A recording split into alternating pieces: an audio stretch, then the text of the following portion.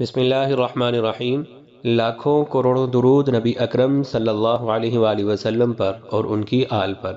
ناظرین کرام، السلام علیکم ورحمۃ اللہ وبرکاتہ۔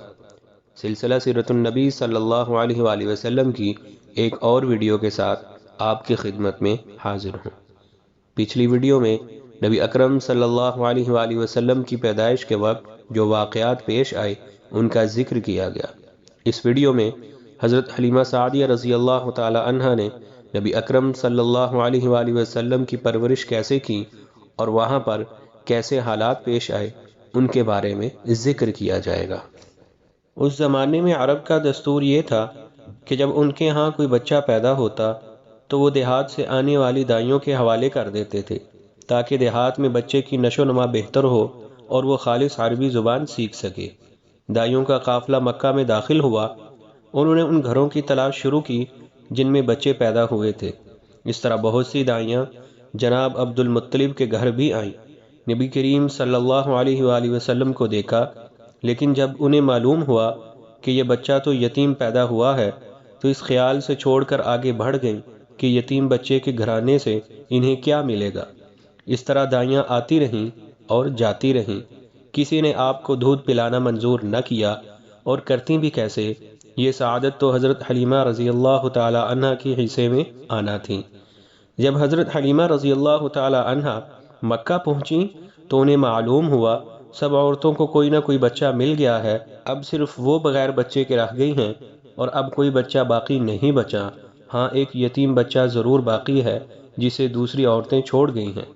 حلیمہ سعدیہ رضی اللہ تعالی عنہ نے اپنے شوہر عبداللہ بن حارث سے کہا، خدا کی قسم مجھے یہ بات بہت ناگوار گزر رہی ہے کہ میں کسی بچے کے بغیر جاؤں اور دوسری سب عورتیں بچے لے کر جائیں، یہ مجھے طعنے دیں گی، اس لیے کیوں نہ ہم اسی یتیم بچے کو لے لیں۔ عبداللہ بن حارث بولے، کوئی حرج نہیں، ہو سکتا ہے اللہ اسی بچے کے ذریعے ہمیں خیر و برکت عطا فرما دے۔ چنانچہ حضرت حلیمہ سعدیہ رضی اللہ تعالی عنہ عبد المطلب کے گھر گئیں۔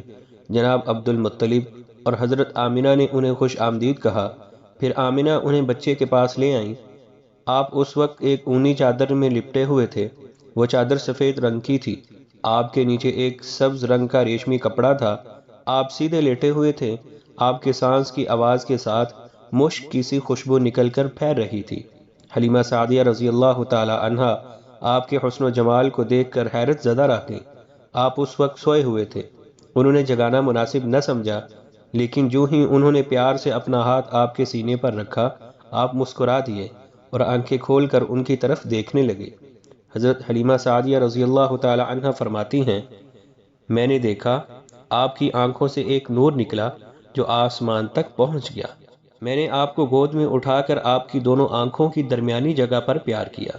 پھر میں نے آپ کی والدہ اور عبد المطلب سے اجازت چاہی، بچے کو لیے قافلے میں آئی۔ میں نے آپ کو دودھ پلانے کے لیے گود میں لٹایا تو آپ دائیں طرف سے دودھ پینے لگے۔ پہلے میں نے بائیں طرف سے دودھ پلانا چاہا، لیکن آپ نے اس طرف سے دودھ نہ پیا، دائیں طرف سے آپ فوراً دودھ پینے لگے۔ بعد میں بھی آپ کی یہی عادت رہی، آپ صرف دائیں طرف سے دودھ پیتے رہے، بائیں طرف سے میرا بچہ دودھ پیتا رہا۔ پھر قافلہ روانہ ہوا۔ حلیمہ سعدیہ رضی اللہ تعالی عنہ فرماتی ہیں، میں اپنے خچر پر سوار ہوئی، آپ کو ساتھ لے لیا۔ اب جو ہمارا خچر چلا تو اس قدر تیز چلا کہ اس نے پورے قافلے کی سواریوں کو پیچھے چھوڑ دیا۔ پہلے وہ مریل ہونے کی بنا پر سب سے پیچھے رہتا تھا۔ میری ساتھی خواتین حیرانگی سے مجھ سے مخاطب ہوئیں، اے حلیمہ، یہ آج کیا ہو رہا ہے؟ تمہارا خچر اس قدر تیز کیسے چل رہا ہے؟ کیا یہ وہی خچر ہے جس پر تم آئی تھیں اور جس کے لیے ایک ایک قدم اٹھانا مشکل تھا؟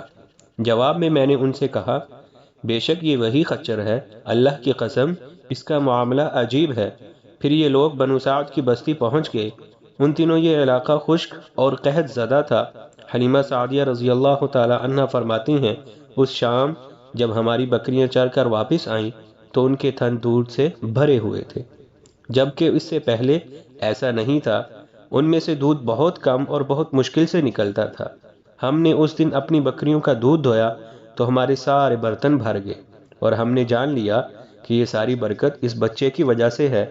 آس پاس کی عورتوں میں بھی یہ بات پھیل گئی، ان کی بکریاں بدستور بہت کم دودھ دے رہی تھیں۔ غرض ہمارے گھر میں ہر طرف ہر چیز میں برکت نظر آنے لگی۔ دوسرے لوگ تعجب میں رہے۔ اس طرح 2 ماہ گزر گئے۔ 2 ماہ ہی میں آپ چلنے پھرنے لگے۔ آپ 8 ماہ کے ہوئے تو باتیں کرنے لگے اور آپ کی باتیں سمجھ میں آتی تھیں۔ 9 ماہ کی عمر میں تو آپ بہت صاف گفتگو کرنے لگے۔ اس دوران آپ کی بہت سی برکات دیکھنے میں آئیں۔ حلیمہ سعدیہ فرماتی ہیں، جب میں آپ کو اپنے گھر لے آئی تو بنو سعد کا کوئی گھرانہ ایسا نہ تھا جس سے مشک کی خوشبو نہ آتی ہو۔ اس طرح سب لوگ آپ سے محبت کرنے لگے۔ جب ہم نے آپ کا دودھ چھڑایا تو آپ کی زبان مبارک سے یہ نکلا، اللہ اکبر کبیرہ والحمد للہ کثیرہ وسبحان اللہ بکرۃ واصیلا، یعنی اللہ بہت بڑا ہے، اللہ تعالیٰ کے لیے بے حد تعریف ہے اور اس کے لیے صبح اور شام پاکی ہے۔ پھر جب آپ 2 سال کے ہو گئے تو ہم آپ کو لے کر آپ کی والدہ کے پاس آئے۔ اس عمر کو پہنچنے کے بعد بچوں کو ان کے ماں باپ کے حوالے کر دیا جاتا تھا۔ ادھر ہم آپ کی برکات دیکھ چکے تھے اور ہماری آرزو تھی کہ ابھی آپ کچھ مدت اور ہمارے پاس رہیں۔ چنانچہ ہم نے اس بارے میں آپ کی والدہ سے بات کی۔ ان سے یوں کہا، ہمیں اجازت دیجیے کہ ہم بچے کو 1 سال اور اپنے پاس رکھیں۔ میں ڈرتی ہوں کہیں اس پر مکہ کی بیماریوں اور آب و ہوا کا اثر نہ ہو جائے۔ جب ہم نے ان سے بار بار کہا تو حضرت آمنہ مان گئی اور ہم آپ کو پھر اپنے گھر لے آئے۔ جب آپ کچھ بڑے ہوئے تو گھر سے باہر نکل کر دوسرے بچوں کو دیکھتے تھے، وہ آپ کو کھیلتے نظر آتے، آپ ان کے نزدیک نہ جاتے۔ ایک روز آپ نے مجھ سے پوچھا، امی جان کیا بات ہے، دن میں میرے بہن بھائی نظر نہیں آتے؟ آپ اپنے دو شریک بھائی عبداللہ اور بہنوں انیسہ اور شیمہ کے بارے میں پوچھ رہے تھے۔ حلیمہ رضی اللہ تعالی عنہ فرماتی ہیں، میں نے آپ کو بتایا وہ صبح سویرے بکریاں چرانے جاتے ہیں، شام کے بعد گھر آتے ہیں۔ یہ سن کر آپ نے فرمایا، تب مجھے بھی ان کے ساتھ بھیج دیا کریں۔ اس کے بعد آپ اپنے بہن بھائیوں کے ساتھ جانے لگے۔ آپ خوش خوش جاتے اور واپس آتے۔ ایسے میں ایک دن میرے بچے خوف زدہ انداز میں دوڑتے ہوئے آئے اور گھبرا کر بولے، امی جان جلدی چلیے ورنہ ہمارے بھائی محمد ختم ہو جائیں گے۔ یہ سن کر ہمارے تو ہوش اڑ گئے۔ دوڑ کر وہاں پہنچے، ہم نے آپ کو دیکھا، آپ کھڑے ہوئے تھے، رنگ اڑا ہوا تھا، چہرے پر زردی چھائی ہوئی تھی، اور یہ اس لیے نہیں تھا کہ آپ کو سینہ چاک کیے جانے سے کوئی تکلیف ہوئی تھی، بلکہ ان فرشتوں کو دیکھ کر آپ کی یہ حالت ہوئی تھی۔ حلیمہ سعدیہ رضی اللہ تعالی عنہ فرماتی ہیں، ہم نے آپ سے پوچھا کیا ہوا تھا؟ آپ نے بتایا، میرے پاس 2 آدمی آئے، وہ سفید کپڑے پہنے ہوئے تھے، وہ دونوں حضرت جبرائیل اور میکائیل علیہ السلام تھے۔ ان دونوں میں سے ایک نے کہا، کیا یہ وہی ہیں؟ دوسرے نے جواب دیا، ہاں یہ وہی ہیں۔ پھر وہ دونوں میرے قریب آئے، انہوں نے مجھے پکڑا اور لٹا دیا۔ اس کے بعد انہوں نے میرا پیٹ چاک کیا اور اس میں سے کوئی چیز تلاش کرنے لگے۔ آخر انہیں وہ چیز مل گئی اور انہوں نے اسے باہر نکال کر پھینک دیا۔ میں نہیں جانتا وہ کیا چیز تھی۔ اس چیز کے بارے میں دوسری روایات میں یہ وضاحت ملتی ہے کہ وہ سیاہ رنگ کا ایک دانہ سا تھا۔ یہ انسان کے جسم میں شیطان کا گھر ہوتا ہے اور شیطان انسان کے بدن میں یہیں سے اثرات ڈالتا ہے۔ حلیمہ سعدیہ رضی اللہ تعالی عنہ فرماتی ہیں، پھر ہم آپ کو گھر لے آئے۔